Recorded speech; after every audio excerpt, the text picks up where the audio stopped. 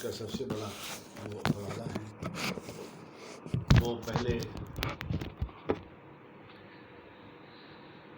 دو باتیں ہیں جو کہنے کی ہیں کہ جن کو آپ میں اس کو کچھ اور کہتا ہوں مگر عرف عام کے لیے مذہبی شاعری فرض کیجیے اس کو کہہ لیجیے. جی. تو اس کے بارے میں اہل مغرب کی تنقید میں یہ کہا جاتا ہے کہ جو مذہبی شاعری ہے یہ شاعری نہیں ہے یا یہ اس کا کم تر درجے کی شاعری ہے. شعر مشرق کے لیے یہ بات بالکل غلط ثابت ہوتی ہے، اس لیے کہ اگر ایسا ہوتا تو جو ہماری قدیم زبانیں ہیں مثلا سنسکرت شاعری جو ہے فرض کیجیے کہ بھرتری ہری یا والمیکی سے لے کر ہندی کے سورداس، تلسی داس، میرا جی، میرا بائی، یہ سب جو ہیں یہ مذہبی شاعر ہیں. اور خود ہمارے ہاں بڑی حد تک جلال الدین رومی اور خود ہمارے اقبال، اور ادھر بھی اگر آپ دیکھیں تو ملٹن اور گویٹے اور دانتے یہ سب جو ہیں یہ کسی نہ کسی مذہبی مابعدی طبیعت سے ان کا تعلق ہے. تو یہ کہنا جو ہے یہ بالکل یعنی محل نظر بات ہے. پھر بھجنوں کا اور پھر راگوں کا تعلق ہمارے مذہب کے ساتھ سب کانٹیننٹ کے رہا ہے پوری طرح. دوسری بات جو ہے وہ یہ ہے کہ میں اپنے وجود کے حوالے سے شعر کہتا ہوں تو اگر میرے وجود کا ایک حصہ جو ہے وہ مذہبی ہے تو ان واردات کا اظہار میں کیوں نہیں کروں گا. اگر میرے وجود کا ایک حصہ ہے جو کہتا ہے کہ بھئی رزق مصلحت کا اسیر آدمی ہے ایک طرف، اور دوسری طرف وہ کہتا ہے کہ حسین تم نہیں رہے، تمہارا گھر نہیں رہا مگر تمہارے بعد ظالموں کا ڈر نہیں رہا. اگر یہ کہہ رہا ہوں یا میں فرض کیجیے کہ نعت کے شعر میں کہ رحمت سید لولاک پہ کامل ایمان امت سید لولاک سے خوف آتا ہے، تو میں اپنی روحانی واردات سے جوڑ کے کیوں نہیں لکھ سکتا ہوں. اچھا، تو میں نے پوری سچائی کے ساتھ کہ وہی پیاس، جب میں نے پہلی دفعہ یہ شعر لکھا، وہی پیاس ہے، وہی دشت ہے، وہی گھرانہ ہے، مشکیزے سے تیر کا رشتہ بہت پرانا ہے، صبح سویرے رن پڑنا ہے اور گھمسان کرن راتوں رات چلا جائے جس کو جانا ہے. تو جناب یہ میں نے 60s میں لکھا تھا شعر. تو میرے جو دوست ہیں ان کا کہنا یہ تھا کہ دیکھیے یہ لکھنؤ سے آیا ہے اور اس کو غزل اور سلام کا فرق نہیں معلوم. لیکن میں نے اس میں شعر لکھے اور پھر ہری میں لفظ میں کس طرح بے ادب نکلا جسے نجیب سمجھتے تھے، کم نصب نکلا سپاہ شام کے نیزے پہ آفتاب کا سر، سپاہ شام کے نیزے پہ آفتاب کا سر، کس اہتمام سے پروردگار شب نکلا. ہم اہل جبر کے نام و نسب سے واقف ہیں، سروں کی فصل جب اتری تھی تب سے واقف ہیں. وہ جن کی دستخط محضر ستم پہ ہیں سب، ہر اس ادیب ہر اس بے ادب سے واقف. اچھا، اب یہ جو سب ہے یہ کہ یہ معجزہ بھی کسی کی دعا کا لگتا ہے. یہ میرے تیرے چراغوں کی ضد جہاں سے چلی وہیں کہیں سے علاقہ ہوا کا لگتا ہے. دل ان کے ساتھ مگر تیغ اور شخص کے ساتھ یہ سلسلہ بھی بہت ابتدا کا لگتا ہے. اب یہ میں نے شعر لکھے مذہبی کے اپنی دینی واردات سے، تو آپ کو نہیں پسند ہے وہ الگ بات. اب آ جائیے دوسری طرف کہ میں نے بعض چیزوں کو علامت بنا کے لکھا، اس میں صرف کربلا نہیں تھی. اب مثلا میں نے 2 نظمیں لکھی جو مجھ سے پہلے اللہ مجھے معاف کرے کسی نے جدید شاعری میں لکھی. میں نے ابو ذر غفاری پہ ایک نظم کی. اب ابو ذر غفاری میرے لیے ایک ریزسٹنس کا، مسلم ریزسٹنس کا استعارہ ہے، ایک علامت ہے کہ سب سے پہلے جو ریزسٹنس تھی وہ انہوں نے کہا کہ بھائی جو پیسہ جمع کرے گا وہ داغا جائے گا، جو پیسہ جمع کرے گا، جو زر جمع کرے گا وہ داغا جائے گا. اب میں نے کیا، اب مجھے یہ خیال آیا کہ میں کیا کروں، تو میں نے کہا کہ میں اس بات کو کہوں گا کہ جو ارتکاز زر جو ہے وہ حرام ہے، یا اس کے عذاب بہت ہیں، اس کی بہت اذیتیں ہیں، تو میں نے نبی کریم علیہ الصلوۃ والتسلیم کی ایک حدیث احمد بن حنبل سے مستعار لی، استفادہ کیا اس سے، اور میں نے اس کو سرنامہ بنایا۔ سلام ان پر، درود ان پر۔ وہ کہہ رہے تھے زمین نے بوجھ ایسے آدمی کا نہیں اٹھایا جو تم سے سچا ہوئے ابو ذر۔ حضور نے فرمایا کہ زمین نے بوجھ ایسے آدمی کا نہیں اٹھایا جو تم سے سچا ہوئے ابو ذر، فلک نے سایہ نہیں کیا ایسے آدمی پر جو تم سے سچا ہوئے ابو ذر۔ سبھی یسار و یمین تصدیق کر رہے تھے، تمام اہل یقین تصدیق کر رہے تھے، سلام ان پر، درود ان پر۔ مگر زمانے نے یہ بھی دیکھا وہی مدینہ ہے اور ابو ذر ہیں اور ممبر ہے، اور اب جو ممبر کا فیصلہ ہے وہ قول صادق سے مختلف ہے۔ حضور جو فرما چکے ہیں جی جی قول صادق ہیں نبی کریم، اور اب جو ممبر کا فیصلہ ہے وہ قول صادق سے مختلف ہے۔ جو فیصلہ قول صادق سے مختلف ہے وہ میرے اور ممبر کے درمیان ایک سوال بن کر ٹھہر گیا ہے۔ بہت زمانہ گزر گیا ہے مگر ابو ذر نگاہ میں ہیں، پسے کمی گاہے جبر زوراوروں کی سازش کے سارے منظر نگاہ میں ہیں، دمشق و بغداد و قرطبہ کے سلاسل مصلحت کی بخشش پہ پلنے والے تمام ممبر نگاہ میں ہیں۔ دمشق و بغداد و قرطبہ کے سلاسل مصلحت کی پسے کمی گاہ جب زوراوروں کی سازش کے سارے منظر نگاہ میں ہیں۔ دمشق و بغداد و قرطبہ کے سلاسل مصلحت کی بخشش پہ پلنے والے تمام ممبر نگاہ میں ہیں۔ جہان مظلوم خواب دیگر کا منتظر ہے، نیا زمانہ نئے ابو ذر کا منتظر۔ اچھا، ابھی میں نے لکھا، ابھی میں کہتا ہوں کہ کسی نے لکھا ہو مجھے، یعنی مذہبی مداد ہے نا بالکل، اور میں نے ان سے مستعار کیا۔ میں جب پہلے میں پڑھ کے اترا دلی کے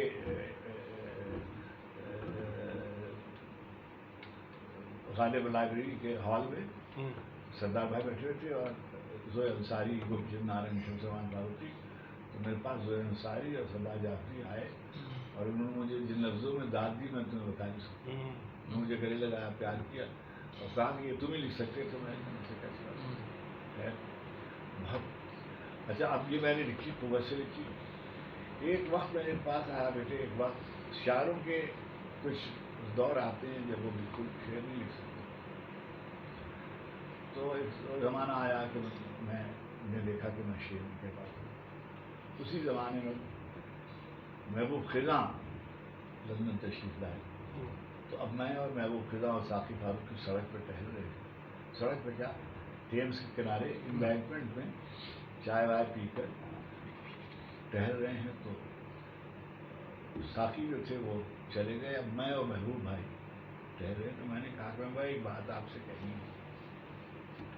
کیا؟ میں نے کہا کہ مجھے لگتا ہے میں شاعر نہیں ہوں۔ کیا بکتے ہو؟ میں نے کہا جی میں شعر کہتا ہوں تو مجھے لگتا ہے جیسے غزل کہیں کھو گیا ہے۔ تو مجھے گلے لگا اور کہا کہ نہیں نہیں، یہ سب پہ یہ دور آتا ہے، مجھ پر بھی یہ دور آیا۔ اب میں آیا کراچی، تو میں نے سلیم بھائی سے کہا، سلیم بھائی نے کہا کہ نہیں بھائی ایسا ہوتا ہے۔ ایک دفعہ ناصر یہاں آیا ہوا تھا اور میرے پاس کھڑا تھا، تو رات کو تمہاری بھابھی نے کہا کہ علی کے ابا دیکھیے یہ ناصر بھائی ہو رہے ہیں۔ صحن میں چھوٹا سا کوارٹر میں رہتے تھے اس زمانے میں جہانگیر۔ میں جو گیا تو دیکھا کہ ناصر زانوں میں سر رکھ کے رو رہا۔ تو میں نے کہا ناصر کیا بات؟ کہنے سلیم شعر نہیں ہو رہا۔ تو کہنے لگے، میں نے اس کو گلے لگایا، میں کہا جان ناصر تو نے کتنے اچھے شعر کہے، تو ابھی اور شعر کہے گا؟ کیا ہے یہ ہوتا ہے سب کے ساتھ۔ اب یہ مجھے سلیم بھائی سنا رہے۔ اب میں کیا لندن اکیلے اس زمانے میں رہتا تھا، فلیٹ میرا بہت خوبصورت، سردی کا زمانہ، کہ میں سو گیا ایسے صوفے پر، ایک صوفہ تھا اس پہ سو گیا دوپہر کو، اور جب اٹھا تو بہت رات ہو گئی تھی۔ تو سامنے قرآن حکیم کا نسخہ رکھا تھا اور نیچے اس کے نہج البلاغہ کا نسخہ رکھا ہوا تھا، اوپر ایک وہاں ایک ٹوکرا لگا ہوا تھا جس پہ امیر المومنین کے حوالے سے. تو میں اٹھا، میں نے جا کر ایسے ہاتھ رکھا اور مجھے جیسے گریا سا طاری ہوا. میں نے کہا کہ مجھے اس سے شعر نہیں پڑا. اتنی میری طبیعت آزردہ ہوئی کہ میں نے اوور کوٹ پہنا اور مفرل لیا اور خیر لاک کر کے نیچے چلا گیا. رات کے بہت دیر ہو گئی تھی اور میں نے مسئلہ لکھنا شروع کیا. میں نے شعر لکھا، میں نے نظم لکھی. جب میں 2:30-3 بجے کے قریب گیا، جب سویرے کے وقت میں آ رہا تھا، تو وہ نظم میری مکمل ہو گئی تھی. ہوا کے پردے میں کون ہے جو شرافتی لو سے کھیلتا ہے؟ کوئی تو ہوگا. حجاب کو رمز نور کہتا ہے اور پرتوں سے کھیلتا ہے. کوئی تو ہوگا جو خلط انتصاب پہنا کے وقت کی رو سے کھیلتا ہے. کوئی تو ہوگا. کوئی نہیں ہے، کہیں نہیں ہے. یہ خوش یقینوں کے خوشگمانوں کے واہمے ہیں جو ہر سوالی سے بیعت اعتبار لیتے ہیں، اس کو اندر سے مار دیتے ہیں. تو کون ہے وہ جو دوئے آب رواں پہ سورج کو سبک کرتا ہے اور بادل اچھالتا ہے، جو بادلوں کو سمندروں پر کشید کرتا ہے اور بطن صدف میں خورشید ڈھالتا ہے. وہ سنگ میں آگ میں رنگ، رنگ میں روشنی کے امکان رکھنے والا. وہ خاک میں صوت، صوت میں حرف میں زندگی کے سامان رکھنے والا. نہیں کوئی ہے، کہیں کوئی ہے، کوئی تو ہوگا. تشکیق اور عقیدہ ساتھ ساتھ، ہاں تشکیق اور عقیدہ.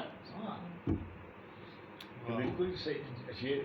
اسی طریقے سے ایک دفعہ میں یہاں تھا اور میں کیا ہوتا تھا بیٹے، میں لندن سب چھوڑ چھاڑ کے آ گیا تھا.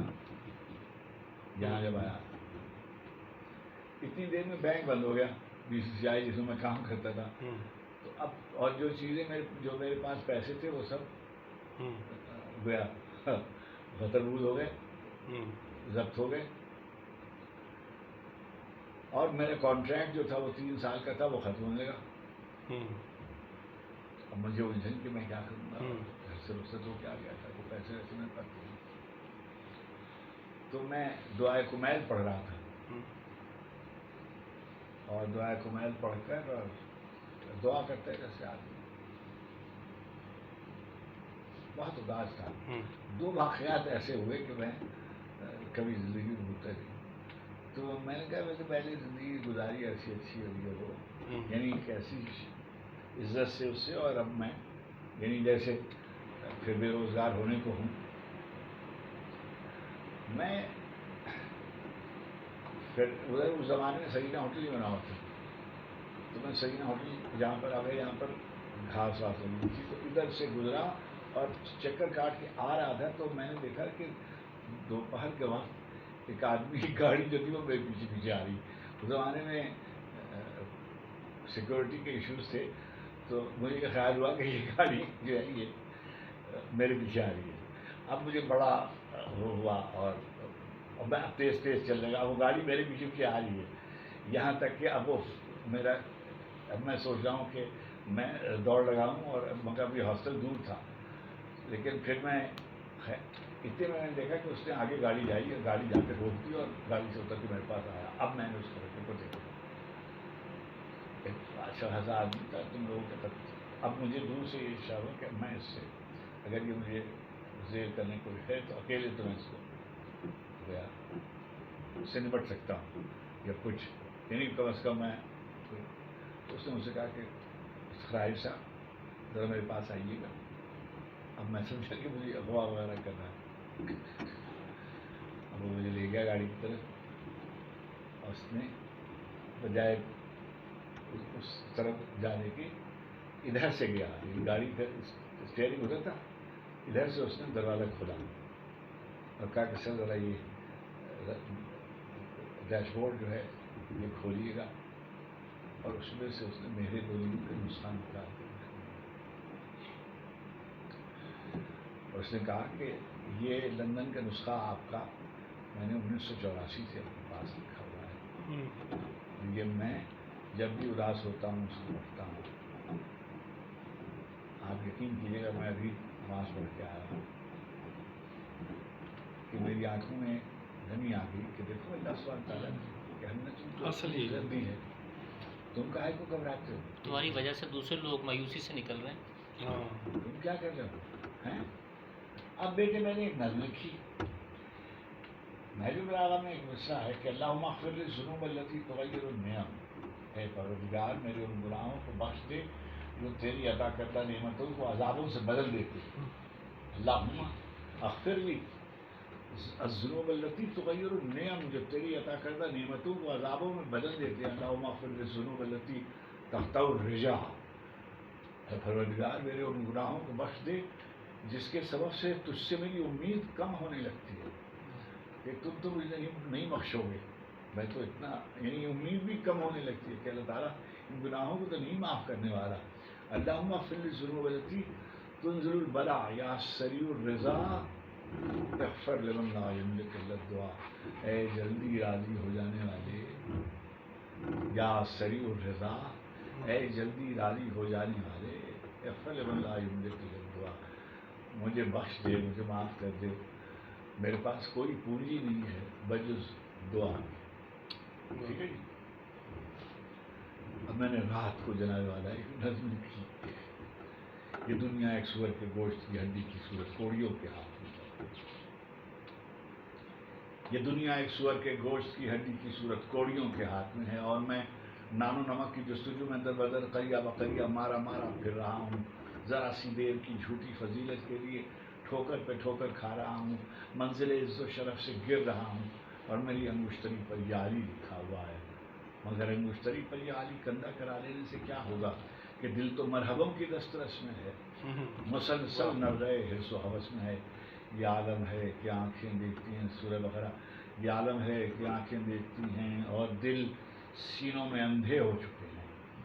اور ایسے میں کوئی حرف دعا ایک خواب بنتا ہے، کبھی سلمان آتے ہیں، کبھی بوزر، کبھی قمبر میری ڈھارس بناتے ہیں، کمیل آتے ہیں، کہتے ہیں پکارو افتخار عارف، پکارو اپنے مولا کو، پکارو اپنے مولا کے وسیلے سے، پکارو اجیب الدعوت الدائی کا دعویٰ کرنے والے کو پکارو. واہ واہ. یہ مشکل بھی کوئی مشکل ہے، دل چھوٹا نہیں کرتے، کریم اپنے غلاموں کو کبھی تنہا نہیں کرتے، کبھی رسوا نہیں کرتے. دنیا ہے یہ میں نے نہیں کیا. اچھا اب یہ کیا اچھا کیا ہوتا ہے کہ پھر آپ دیکھیے میں نے آج تک کسی بھی ملازمت کے لیے درخواست نہیں دی. صحیح.